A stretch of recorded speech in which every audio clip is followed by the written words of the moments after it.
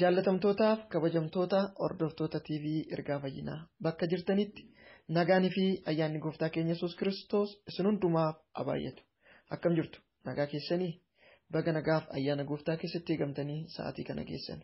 Inni nagaa isaa nuuf baay'ise gooftaan keenya Yesuus Kiristoosis bara baraan ulfina guddaa haa argatu. Jaalala Kiristoos ta'ee guyyaa kanatti immoo Waaqayyoodhaan waliin waaqeffachuu fi Waaqayyoodhaan waliin kadhachuudhaaf toora kanarratti argamneetu jirra. Guyyoottan biraarraa guyyaa har'aa yookaan sagantaa kana adda kan godhu toora kanarratti nama lama taanii argamuu keenya.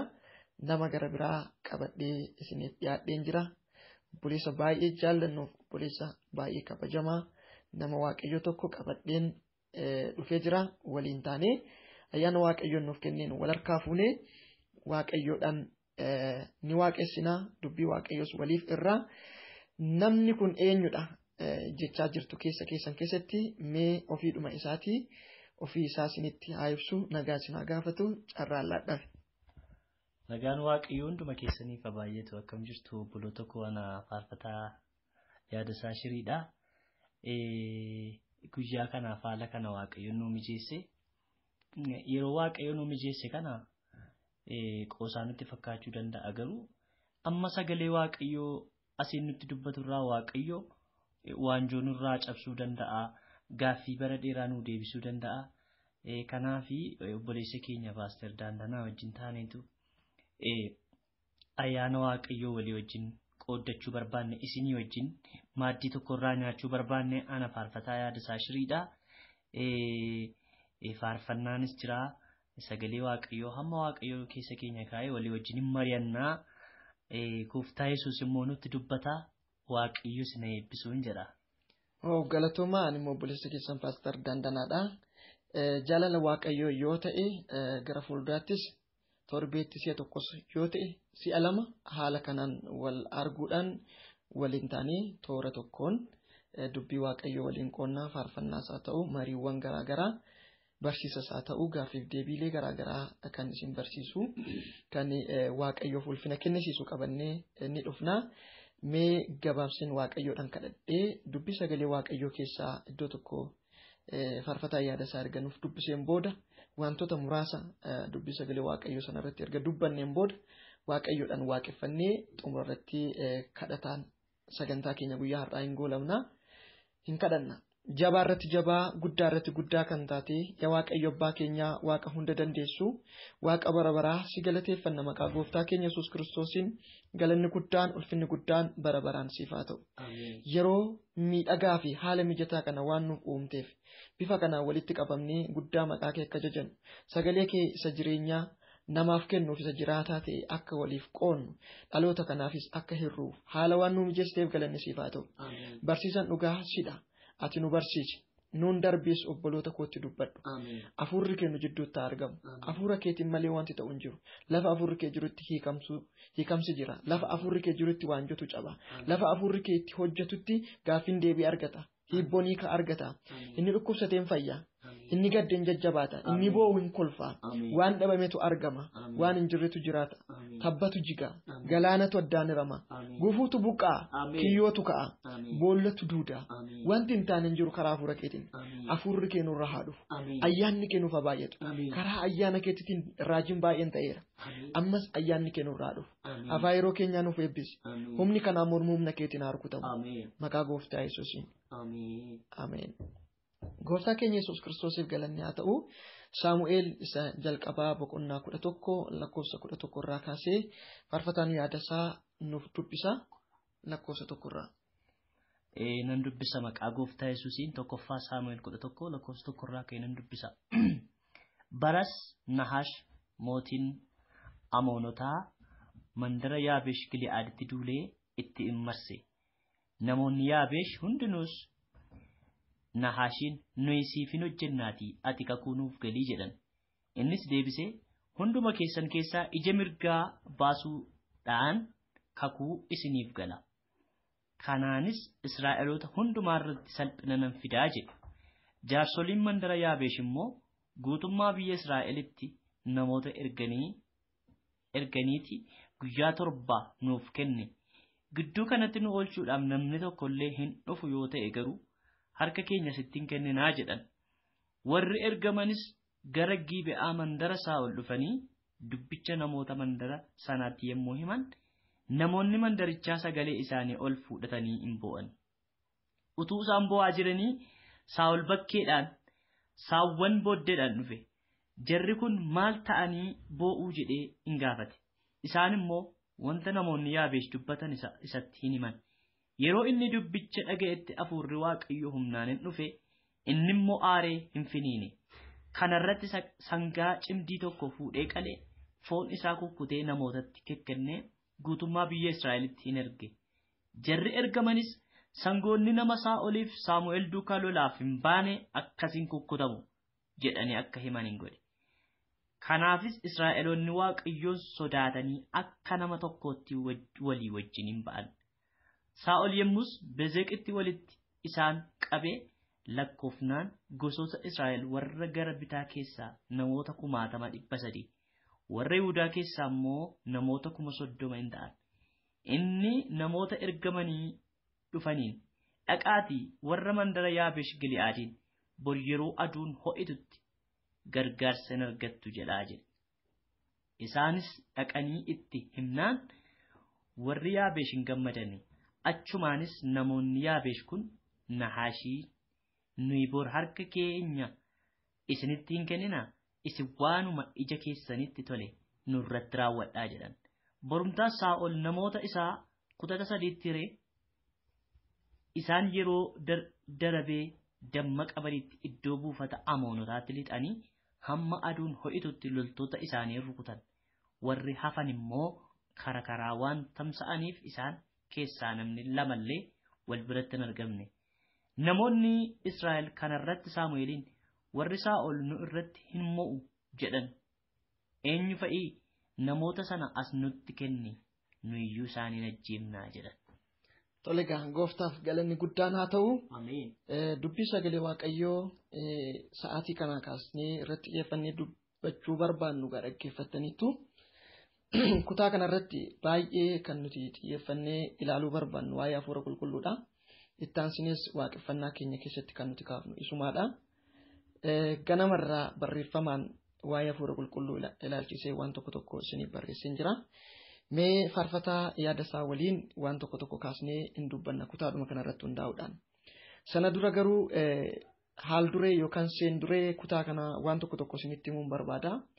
Yeroon kun yeroo akkamii ture?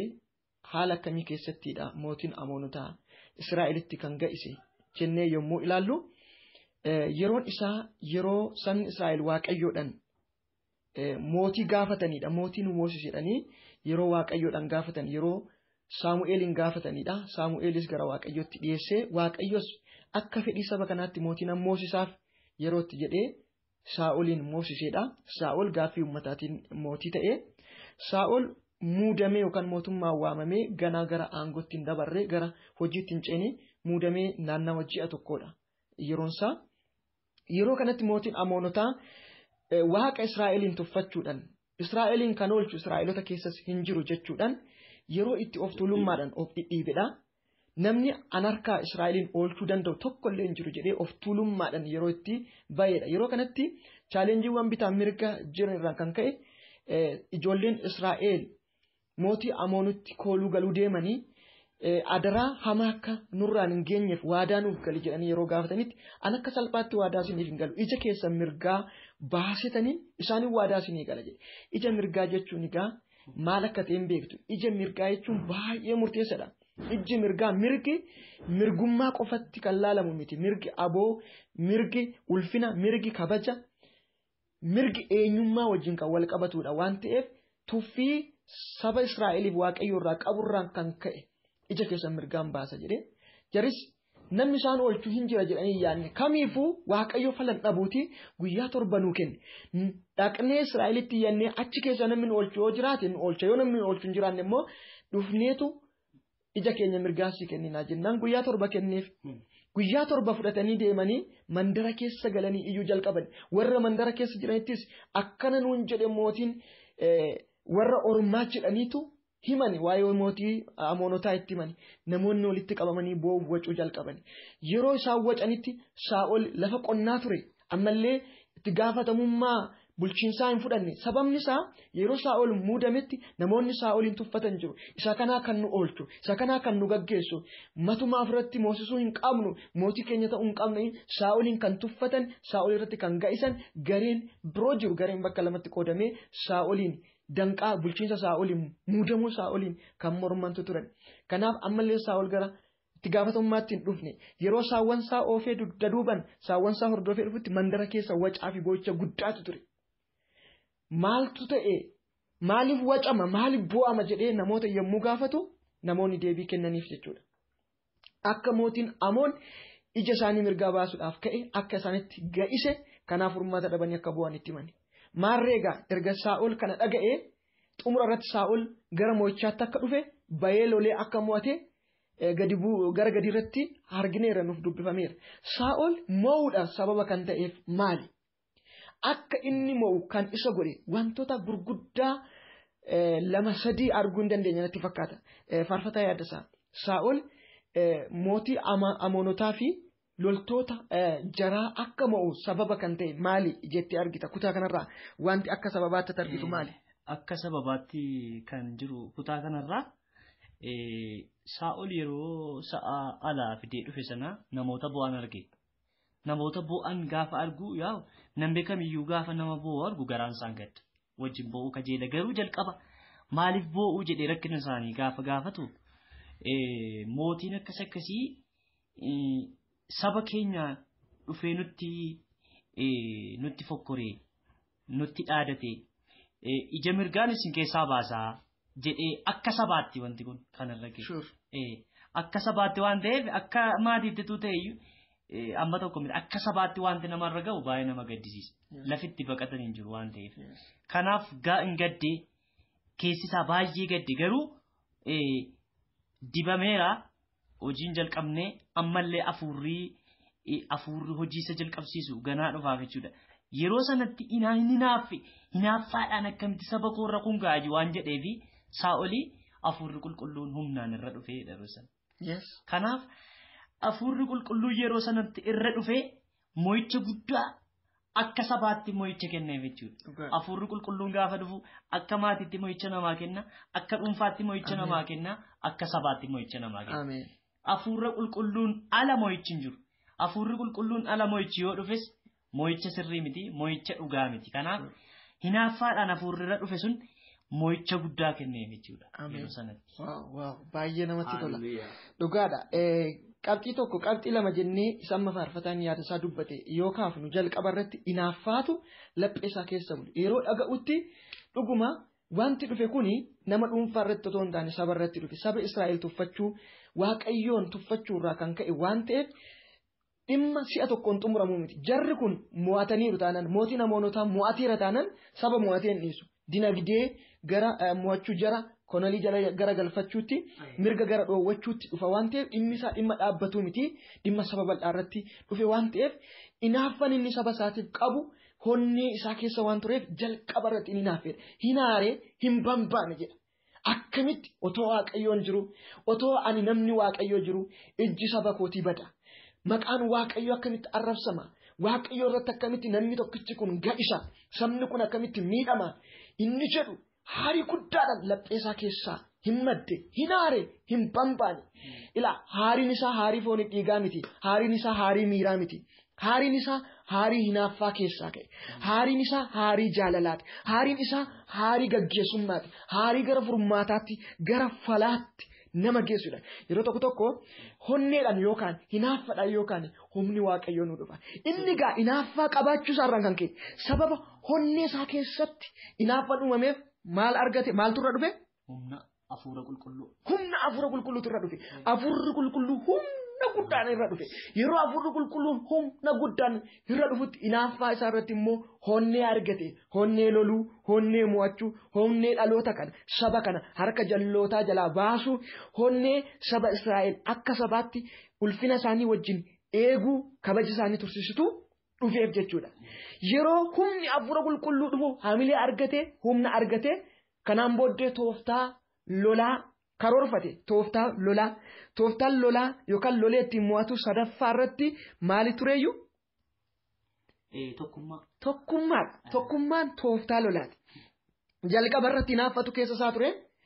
Hinaaffaa keessa isaa jirurraan kan ka'e hafuurri qulqulluun immoo irra dhufee kanaaf Waaqayyo konfirmeeshinii kenneef go'oon jedheen hafuura qulqulluu erguun hinaaffaan kee sirriidha sabni kun miidhamuu hin qabu kai jechuudha. Hafuura qulqulluu nadaajii yookaan boba'aa kenneef jechuudha.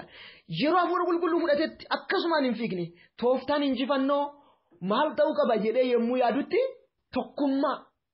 tokkummaadhaan injifachuu qabna. Harka wal qabachuudhaan injifachuu qabna isa jedhu tooftaa lolaa sammuu isaa keessatti fudhate. Kanaaf sangaa tokko fidee qalee foonsaa ciree warreen ergamootatti kenne gara saba Israa'el hundumaa dhaqaatii foon kanatti wal ga'a. Saa'ol namni Saa'ol wajjin hiriirtanii hin baane warra ormootaa kana warra Israa'elitti ga'izan warra amoonotaa kanarratti Saa'olii wajjin warri hin hiriirre akkuma sangaa kana akkuma foon kana cicciramuudhaaf jirtu dhaamsa jedhu ittiin ga'e. Kana jechuun honnee itti horuudhaaf akka isaan hin sodaan akka isaan duubatti hin deemne itti gaafatamummaadhaan akka ba'an gochuudhaaf dhaamsa kanatti ta'an.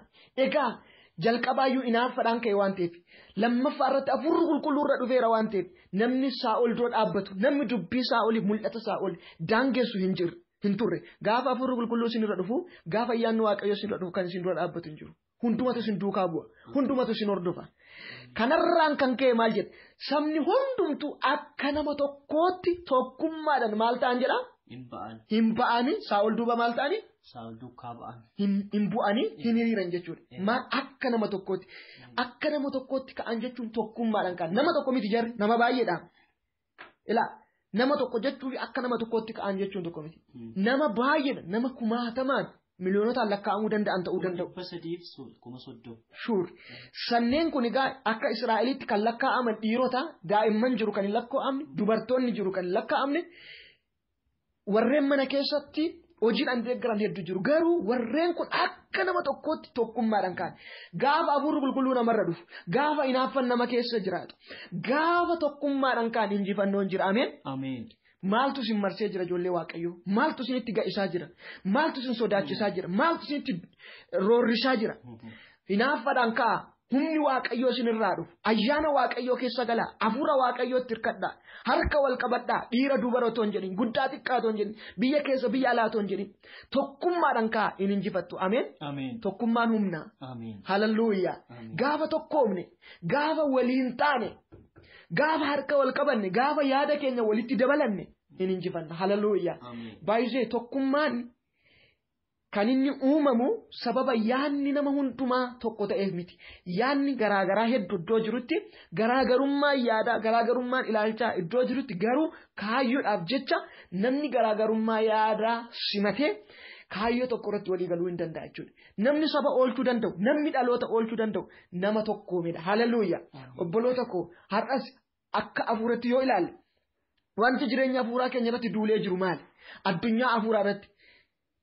Biyya keessa biyya alaa karaa harkaan qaqqabatamu ijaan mul'achuu danda'u karaa ijaan hin mul'anne karaa harkaan hin qaqqabatamne addunyaa hafuuraa keessatti nu miidhuudhaaf jireenya hafuuraa keenya miidhuudhaaf dinagdee keenya miidhuudhaaf saayikooloojikaalii nu miidhuudhaaf qixa hedduun nu miidhuudhaaf wantoonni nurratti duulaa jiran maali? Mee dhaabbadhaati yaada akka sabaattis akka lammii tokkoottis wantoonni nurratti duulaa jiran maali yeroo kana keessatti? Nu miidhuudhaaf, nu dhaabuudhaaf, nu teessisuudhaaf, nu balleessuudhaaf tuffirraa kan ka'e wantoonni nutti ga'isaa jiran, qaamonni nutti ga'isaa jiran qaamota akkamiiti? Eenyu fa'i? Maal fa'i? Kana dhaabbannee yaaduu qabna.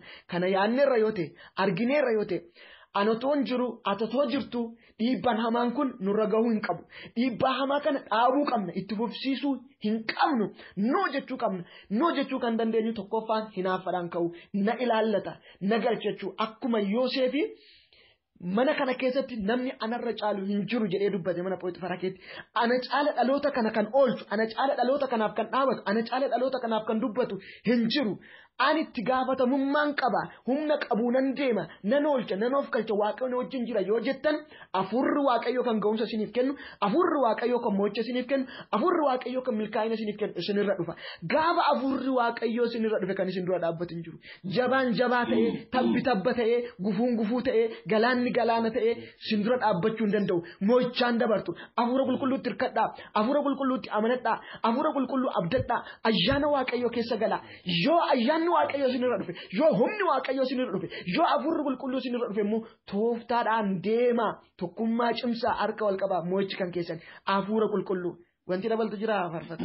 Waa'ee hafuura qulqulluu irratti waan hin dabalu baay'ee jira garuu isa keessaa tokko. Bartoonni gooftaa Yesuus Kiristoos wajjiniin waggaa 3.6 baratan jedhama. Hamma kana keessatti tiyoorii baratan malee hafuura qulqulluu wajjin waliin agarre. Gooftaa Yesuus Kiristoos maal jedheeni hafuura qulqulluu amma argattanitti asiin bayinaa jedheen. Maaliif akka jedhe gooftaa Yesuus Kiristoos? Barbaachisummaan hafuura qulqulluu tajaajila keessatti jireenya keessatti baay'ee iddoo guddaa waan qabuuf. Hafuura qulqulluun hin jiru taanaan wanti kamiyyuu namaan mijatu keessumaa bara kakuu moofaa keessas bara kakuu haaraa kana keessas hafuurri qulqulluun hundee jireenya keenyaati hundee tajaajila keenyaati. Gooftaa Yesuus Kiristoos deemeera biyya lafaarraa garuu maal bakka buufatee deeme hafuura qulqulluu bakka buusee deeme galanni waaqayyoof haa ta'u. Kanaaf jireenya keessanitti milkaa'uu warri barbaadan doorsisa hamaa jalaa ba'uu warri barbaadan nagaa addaa qabaachuu warri barbaadan ulfina addaa tajaajila warri barbaadan hafuura qulqulluu wajjin adda ba'uun nurra jiraatu galanni waaqayyoof haa ta'u.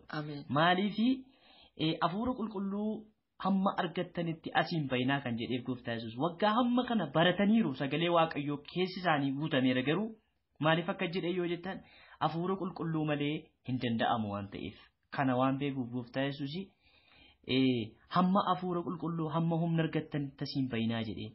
Kanaaf hafuurri qulqulluun barbaachisaadha. Humna hafuura qulqulluu akka argannuuf waaqayyo gooftaan nu haa gargaaru. Ameen. Hallelujaa. Dhugaadha. Wanta baay'ee ijoof wanta baay'ee murteessatu ka'e. Hafuura qulqulluu keessa galu, hafuura qulqulluutti hirkachuu, hafuura qulqulluutti abdachuun baay'ee barbaachisaadha. Yoo hafuura waaqayyoo ayyaana waaqayyoo qabaanne humna dabalataa beekumsaan of ijaarree ogummaan of ijaarree baanee mo'uu dandeenya jechuudha.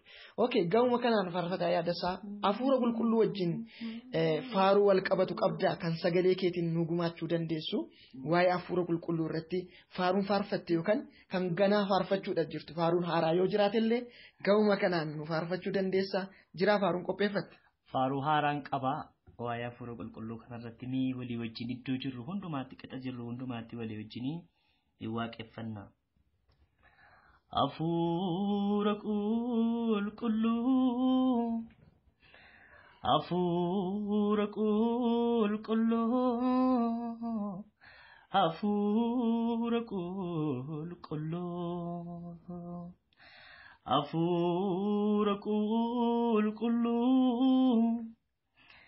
hafuura qulqulluu hafuura qulqulluu ansi hawweera si dheebodheera mul'adhu har'aa ansi hawweera si dheebodheera mul'adhu har'aa argamuun kee hiika argamuun kee gaaffii ulfaataa deebisaa argamuun kee argamuun kee hiika argamuun kee gaaffii ulfaataa deebisaa argamuun kee hafuura qulqulluu hafuura qulqulluu hafuura qulqulluu hafuura qulqulluu hafuura qulqulluu hafuura qulqulluu ansi hawweera si dheebodheera mul'adhu har'aa ansi hawweera si dheebodheera mul'adhu har'aa argamuun kee hiika argamuun kee gaaffii ulfaataa deebisaa argamuun kee hidhaa hiika argamuun kee gaaffii ulfaataa deebisaa argamuun kee ameen ameen ameen ameen ameen ameen gadi fageenyaani si baruu barbaada atna wajjin ta'uu caala maalan fedha iddoo ati hin jirre halkaniin bari'u guyyaanii sinuu jireenyi mijaa'u gadi fageenyaani si baruu barbaada atna wajjin ta'uu caala maalan fedha iddoo ati hin jirre halkaniin bari'u guyyaanii sinuu jireenyi mijaa'u argamuun kee hidhaa hiika argamuun kee gaaffii ulfaataa deebisaa argamuun kee hibboo hiika argamuun kee gaaffii ulfaataa deebisaa argamuun kee hallelujah hallelujah hallelujah eeyyen argamuun kee hidhaa hiika argamuun kee waanjoo cabsaa argamuun kee dinqii godha mahadura bababadiyaas hafuura waaqayyoo humni kee nurra haadhuuf harki kee nurra haadhuuf ni kadhanna ijoollee kee biyya keessa biyya alaa jiran bakka mijatu bakka mijanne haala mijatuuf haala mijanne keessa kan jiran yeroo ammaa lolama keessa kan jiran yeroo ammaa haalli kan itti ulfaate yeroo ammaa jireenya kan itti ulfaate qabannee dura kee dhufna maqaa gooftaa Yesuus Kiristoosiin harki kee humni kee irra haadhuuf waaloo rashidi bigaas akka saba Israa'el bara sanaa doorsifamaa kan jiran lolamaa kan jiran hariyatamaa kan jiran ba'aan kan itti ulfaate jiruun jireenya kan itti ulfaate karaalee garaa garaatiin darafamaa kan jiran dhukkubaan qoramaawwan chaalenjiiwwan garaa garaatiin raafamaa kan jiran ni kadhanna humni gargaarsa kee maqaa sun isaan irraa dhufu Saa'ol hafuura qulqulluutiin guutamee mootii abbaa ormaa mootii warra ormootaa mo'ate saba Israa'eliin gadadummaa dararsa hamaa jalaa hin oolche maqaa nama Naazreet sun humni dhaloota kana oolchu amma isaan irraa dhufu mana jiranitti bakka jiranitti lafa jiranitti haala keessa jiran keetti irreen gargaarsa kee obboloota keenya irraa dhufu obboloota biyya keessa biyya ambaa jiran yeroo ammaa kana keessatti bilbila isaanii banatanii toora telegiraamaatiin toora yuutuubiitiin toora FB'tiin warra nu hordofaa jiran humni kee ramajana mashede beekilaaraa labadee humni tajaajila isaanii jetti godhu humni iddoo kubanii isaan kaasu yaa waaqayyo gooftaa maccaa humni ija isaan guuchisu yaa waaqayyo humni dhukkuba isaanii nyaatu humni waanjoo isaanii cabsu humni hidhaa isaanii hiiku humni adda abuurri kee dibanni kee tokkoon isaaniitiif haa ta'u namni yoo dhaqee irraa galuu danda'a waan gahaa ta'e gochuu hin danda'u ati argamnaan ati dhaqnaan abuurri kee dhaqnaan waanjoon hin caba hidhaan hin hiikkata gaaffiin hin deebi'a seenaan hin haaraa waan haaratu ta'a waan dinqitu ta'a kan badeetu gala kan kubeetu ka'a kan hidhameetu hiikkata remendolos krabashidi bigaas rebejenemenemenda pradana warra amma nu hordofaa jiretu humni hafuura kee gadaaru ibiddi hafuura kee tokkoon isaaniitti haa qabatu ibiddi wangeela isaan lallabsiisu ibiddi isaan faarfachiisu ibiddi raajummaa yaa waaqayyo gooftaa maccaa ibiddi hojii gaariitti isaan kakaasu ibiddi mootummaa kee akka isaan bal'isan isaan gargaaru ibiddi gadadummaa isaanii keessaa butee isaan baasu ibiddi yaa waaqayyo gooftaa maccaa abaqee jireenya isaan irraa gubu maqaa Yesuus isaaniitti haa qabatu humnaan haa ba'anii ibiddi keessaan irraa dhufu tokkummaa isaanii eeggatanii tokkummaan harka wal qabachuudhaan akkasumas inaaffaadhaan humna keetiin hafuura keetiin guutamanii bahuudhaan mo'ichatti haa dhufan egaa waggaa 3 fi ji'a 6 erga duuka bu'oota isaa barsiiseen booda beekumsa barbaachisaa ta'e hundumaa erga kenneen booda hamma humna fudhatanitti hamma hafuurri dhufutti Yerusaalemiin baay'inaa ittiin jedhe gaafa hafuurri qulqulluu dhufe Yerusaalemii Yihuudaa Samaariyaadha hanga daara lafaatti dhuga baatu kontaatu jedhe akkuma jedhe waadaa galee deemisan guyyaa 50ffaa yeroo namoonni 120 walitti qabamanii iddoo tokko jeetti humni isaan irra dhufe hafuurri isaan irra dhufe ibidda hafuura qulqulluu isaan irra dhufe baay'een isaanii warra turan hundi isaanii hafuura qulqulluutiin guutamanii qooqa haaraa dubbachuu jalqabanii afaan haaraa dubbachuu jalqabanii warreen dadhaboo turanii warreen akka Phexros fa'aa sodaatoo turanii kaleessa dubartii tokko fuulduratti sodaatanii warri gananii humna fudhatanii jilbi isaanii haara'ee jireenyi isaanii jijjiiramee bahanii wangeela lallabuu jalqabanii Phaawulos lallaba Phexros lallaba guyyaa tokkotiin nama 3,000 gara mootummaa Waaqayyootti dabale garaagarummaa guddaa fida hafuurri qulqulluu gaafa hafuurri qulqulluu dhufe wanta hin danda'amnetu danda'ama eenyummaa namaatu jijjiirama boojuu saammachuutu ta'a milkaa'utu ta'a moo'utu ta'a warri kuni warra kaleessa beeknu miti jarroo hin baranne jarroo beekumsa hin qabani akkamitti akkanatti dubbatu afaan keenya nutti dubbataa jiru afaan kaleessaa fidanii beekumsa kaleessaa fidanii honnee kaleessaa fidanii kaleessa sodaataa turan jedhanii waa'een isaanii amma warra kaan wal gaafachisuutti ta'e humni guddaan hafuurri guddaan isaanirra dhufee hojiin guddaan hin hojjetame maqaa Yesuus Kiristoosiin ammallee hafuurri Waaqayyoo isinirraa dhufu hafuurri hojii Waaqayyoo isin hojjechiisu hafuurri jireenya keessan fooyyeessu hafuurri moo'icha isinii kennu hafuurri milkaa'ina isiniif kennu hafuurri fuulduratti isin deemsisu maqaa isiniif haa kennamu guutamaa fudhadhaa guutamaa ibidda hafuura Waaqayyoo isinirraa dhufu ibidda hafuura Waaqayyoo isinirraa dhufu laaseedoo baagaraa labadiyaasa Phaawulos Timootewoosin akka jedhu harka irra kaa'uudhaani harka irra keessee kadhachuudhaani ayyaana Waaqayyoo siif kennameen namoota hafuura isaan keessa jiru kakaase akkuma ittiin jedhan harka walirra kaa'anii kadhachuun waliif kadhachuun kaka'umsa guddaa fida dadammaqinsa guddaa sammuu namaa keessatti laphee namaa keessatti ka'a amma amantiin harka isin irra keessa ammaniif obboleessi koo ijaan isin argaa jiru jafoonitiin iji Waaqayyoo garuu isin argaa jira harka keenya isin irra kaa'uu danda'an jiru harki Waaqayyoo garuu isin irra jira foon isin bira jiru garuu Waaqayyoo isin bira jira iji Waaqayyoo isin irra jira harki Waaqayyoo isin irra jira Waaqayyoo si wajjin jira humna Waaqayyootiin tuqama dibataan guutama seenan keessa na haara'u waanjoon keessa na cabu warri dhukkubsataa jirtan humna kanaan fayyaa warri dhukkubsataa jirtan humna kanaan fayyaa humni isin irratti darbatame humni Waaqayyootiin haa rukutamu kiyyoon isiniif diriire maqaa sun hafashalaa'u xiyyi isinitti darbatame maqaa sun hafashalaa'u harki Waaqayyoo isin irraa dhufu